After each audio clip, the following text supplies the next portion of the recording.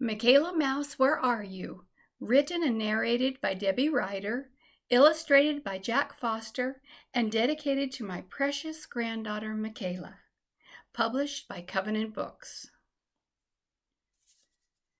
Makaela Mouse was sitting in her kitchen with her little brothers and sisters, who were all munching on pieces of cheese, when she heard a loud boom. "Stay in the house," she hollered. She ran outside to see what the noise was. Whoosh! A huge wall of water was coming down the street. Makaela tried to get back into her house, but the water caught her and carried her away. Tumbling through the bubbling, boiling floodwater, she lost all sense of what was up or down. Out of the corner of her eye, she saw light above her and fought to get to the top of the rushing, churning river. Finally, she was able to break through the water and gulped a big breath of air. Frantically, she searched for something to cling to and noticed a matchbox floating by. Makaela managed to grab a corner of the box and hung on tightly as she was bounced over the waves. The water was carrying her farther and farther away from her dear little home and family. The matchbox was beginning to fill with water, and Makaela realized she was beginning to sink along with the box. She looked around and saw a branch of a tree hanging down in the water. Letting go of the box, she grabbed a leaf on the branch. Pulling with all her might, she struggled up the branch and out of the churning water. Makaela sat on the limb, huffing and puffing, until she had caught her breath. Finally, she limped down the tree trunk to solid ground. Makaela began to shake with cold and tried to dry her soggy brown fur and shake the water from her lovely little ears. Exhausted, she fell asleep at the base of the tree.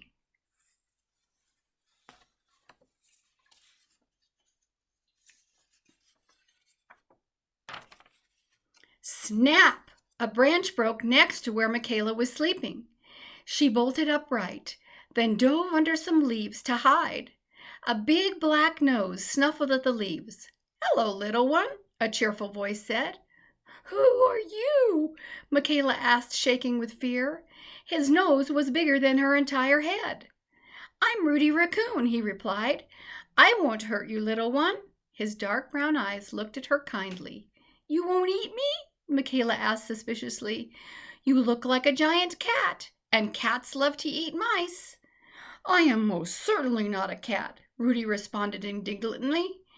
"Cats are not as smart and wily as I am. I am a raccoon, and raccoons eat water creatures like crayfish and snail." "Yuck!" Makaela replied. "That sounds disgusting."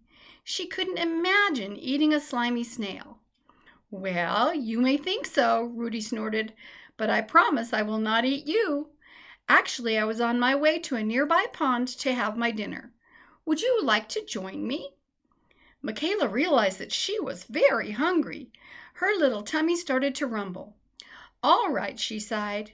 "I don't suppose there is any cheese at the pond." "Cheese?" Rudy laughed. "I don't know of any place to find cheese. What else do you eat?"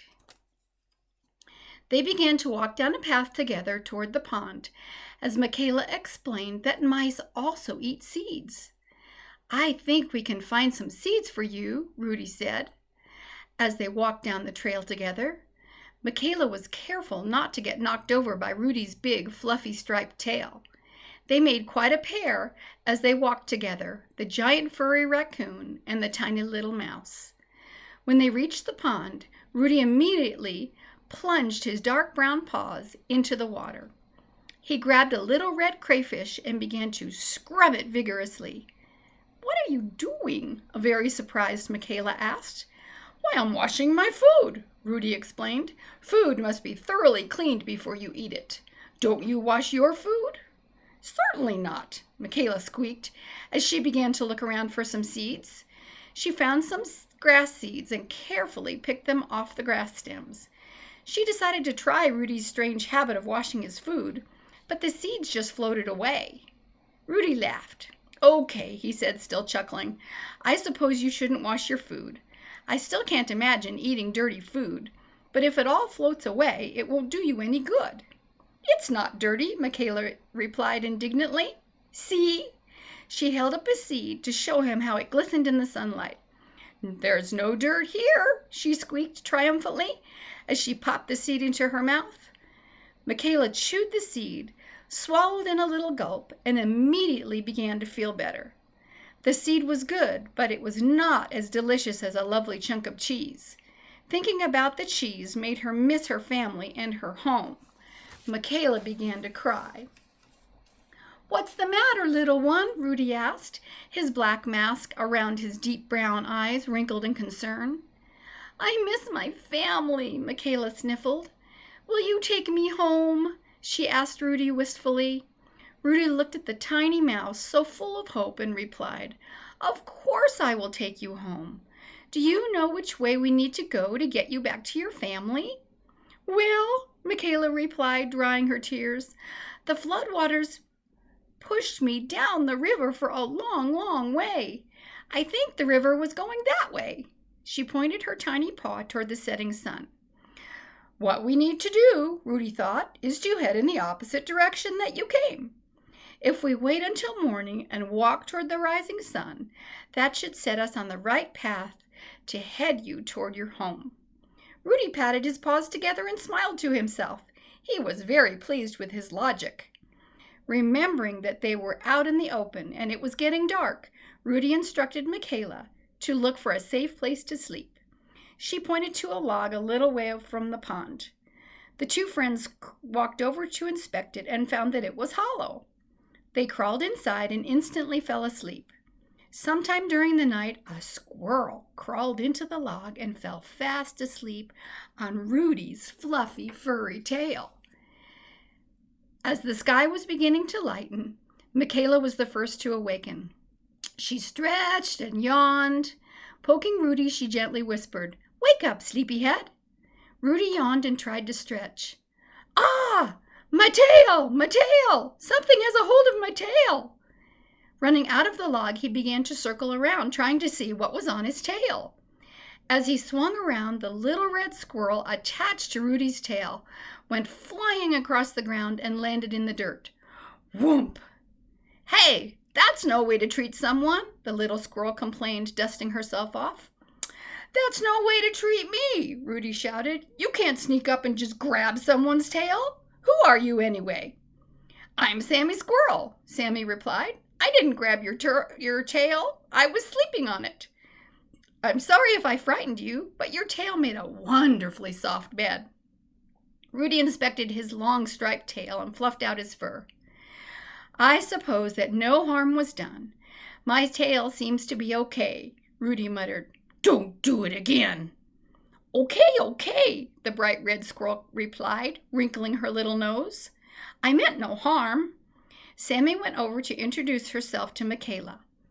"Hello, little mouse," she said politely.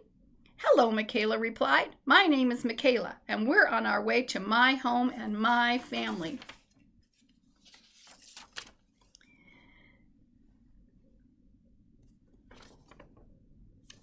Makaela scampered over to some grass seeds and began to eat. Rudy followed her and busily dug his paws into the pond water to find some food. He dug up a slimy snail and began his habit of frantically washing it. "You aren't going to eat that disgusting snail, are you?" She wrinkled her little nose. Rudy laughed and popped the snail into his mouth. "It's quite yummy. You should try it." Rudy found another snail and offered it to Makaela. She made a face and shook her head. Sammy came over carrying a pine cone and began to pull the seeds out with her little paws. She gobbled them up and said, "Let's go." "Where are you going?" Rudy asked suspiciously. Rudy wasn't sure he trusted the little squirrel who had made herself comfortable by sleeping on his tail.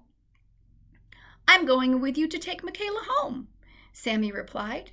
"We'd better hurry." She put her little paws on her hips and stared at Rudy. "I think it would be wonderful if Sammy joined us," Makaela remarked. "She can help us find our way home."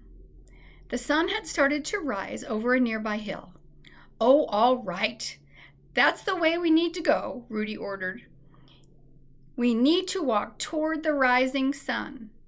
He started to lumber toward the hill. Come on, everyone, we need to hurry. Off they went. Rudy was in the lead with Makaela and Sammy scampering to keep up. Slow down, Sammy shouted. We're littler than you and can't go as fast. Rudy stopped at the top of the hill to let Makaela and Sammy catch up. This will take forever, Rudy sighed, rolling his dark brown eyes in his black mask. They rested at the top of the hill. Rudy was ready to lead again when he took a step. Ouch, he cried. Sticking out of his front paw was a sharp stick. Oh my, squeaked Makaela. Does it hurt? Makaela looked worriedly at Rudy's paw. Sammy walked up to Rudy and grabbed the stick with her small paws. She pulled and pulled. Out it popped from Rudy's paw. There, she exclaimed. I got the stick out of your paw. She looked in horror as blood started to pour out of the wound left by the stick. Oh no, she cried. What should we do? Rudy began to lick the wound. It was still bleeding. I think you should go back down to the pond, Makaela said quietly. The water will help it to heal. I can't do that, Rudy argued. Who will take you home? He gently tried to walk on his paw.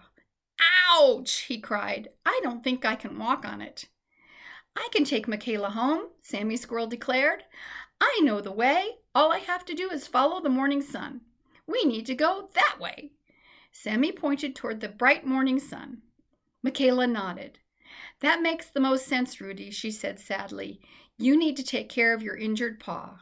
She looked at Rudy lovingly and patted his fluffy cheek with her tiny paw. All right, little one, he said kindly. You had better take good care of her, Sammy. He looked from Sammy to Makaela, then began to limp back down the hill to the pond. Sadly, they watched Rudy, and then slowly turned to continue on their journey. Sammy looked at Makaela. It will be all right, Makaela, you'll see, Sammy whispered. She tried to sound confident. Let's go! She pointed toward the rising sun, and off they went down the path. Looking at Makaela, Sammy asked, Why do you like cheese? Sammy wrinkled her nose as if she had smelled something bad. Cheese, Makaela began, is the best food in the whole wide world. My family eats it for every meal. Makaela's little brown eyes glazed over as she thought longingly of the wonderful food. Where does it come from? Sammy asked. Do you have to steal it? She looked curiously at the little mouse, wondering if she was a thief. No, Makaela laughed. My parents make it in the cheese factory in Cheeseville. Their wages are in cheese and they bring it home every night. Do you live in the factory? Sammy asked. This was a very strange thought for her to live inside a factory. Makaela laughed again. Sammy, you're so silly, she giggled. We live in the next town, which is called Mouston. We have a little blue house where I live with my parents and my little brothers and sisters.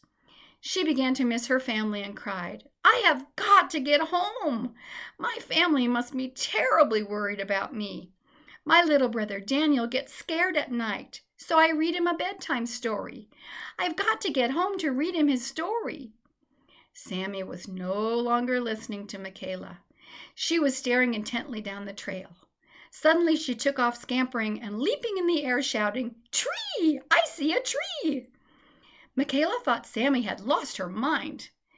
Yes, there's a tree, and there's another one over there, Makaela replied, as Sammy swished her long, furry red tail and scrambled up a tall spruce tree and out of sight. Sammy, she cried, Sammy, come back! The little squirrel charged down the tree as fast as she had climbed up it. Sammy giggled and laughed as she bounced from limb to limb. Suddenly she was back on the ground next to Makaela. That was so much fun, Sammy laughed. Squirrels love to climb trees, and that tree was magnificent. She stared up fondly at the beautiful spruce tree. All right, Sammy declared. Follow the rising sun. Makaela shook her tiny head in disbelief. Squirrels, she said quietly to herself. She didn't understand Sammy at all.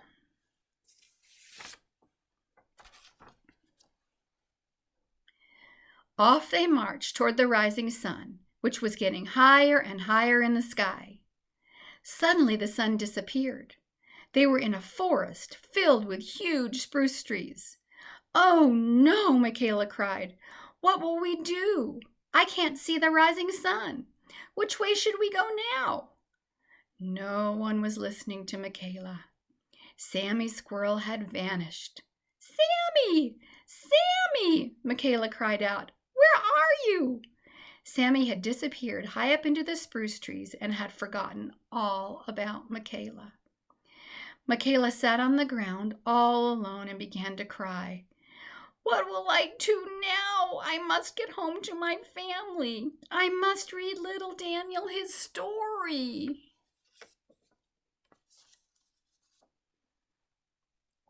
"I will take you, Tiny Mouse," a voice whispered near Makaela's ear. Through her tears, Makaela looked up, and there was the most beautiful bluebird she had ever seen. "Who are you?" she sobbed. "I've never seen you before. How do I know you won't leave me too?" "I would never leave you," the lovely bluebird sang. "My name is Becca Bluebird, and I am very trustworthy. I give you my word I will take you to your home." Makaela had no choice but to believe the magnificent Becca Bluebird. "How will you take me home?" she asked. "Birds don't walk along the ground, and I can't fly." Becca Bluebird responded, "You will climb on my back, and I will fly you home." "But we can't see the rising sun to follow it to my home," Makaela replied. "If we can't follow the rising sun, how will we be able to find my home?" "Oh, little mouse," Becca Bluebird chuckled. "Birds don't need to follow the sun. Flying high in the air, we will be able to look down and see your home." Makaela climbed onto Becca's back and grabbed a handful of the beautiful blue feathers in each of her tiny paws. Up, up, up Becca flew. Makaela shut her eyes tightly and clung to Becca. "What does your house look like?" Becca asked. Makaela finally opened her eyes and looked down. The ground was far, far away. Makaela gulped and began looking down at the tops of the trees and at large grassy meadows to see if she could find her little house. Suddenly she spotted the river. "There!" she exclaimed. "I floated down the river in the flood. If we follow the river upstream, we should be able to find my house. It's a little blue one." Becca Bluebird swooped down over the river and began to follow it upstream. She flew lower and lower until they were only several feet above the water. Becca and Makaela strained their eyes and looked for anything that resembled a town or a house. Around the bend, they found some pieces of wood on the riverbank that looked like they could have been part of a house. Becca Bluebird landed on the pile of wood. Makaela got down from Becca's back. "I'm afraid that the flood may have destroyed your little town and your lovely blue house," Becca said sadly. "We can look farther upstream." Just then, a little mouse came running toward them. It was Makaela's grandma, Marinin Mouse. "Makaela, Makaela," she cried. "We have been looking everywhere for you." She hugged Makaela and told her that Makaela's parents and all of her little brothers and sisters had been able to run uphill to Marinin's house and were safe. Makaela was so relieved that she began to laugh. "I'm so happy," she chuckled as she clapped her little paws together. They all walked up the hill to Marinin's house. "My work is done. I brought you safely home," Becca Bluebird declared. She smiled at the happy family. "Oh, Becca Bluebird, how can I thank you?" Makaela Mouse cried. She hugged the lovely bluebird. Becca handed her a blue feather. "Whenever you look at this feather, I hope you will remember me and our adventure together," Becca replied. Looking down at the beautiful blue feather, she smiled. "I will never forget you. Thank you." Becca flew off, her lovely feathers gleaming in the sun. Makaela turned to her family. Her little brother Daniel walked up with a storybook in his arms. "Makaela, read me a story," he demanded. Makaela laughed and sat down on her grandma's Marinin's porch. She began to read a story to little Daniel. It's so good to be home.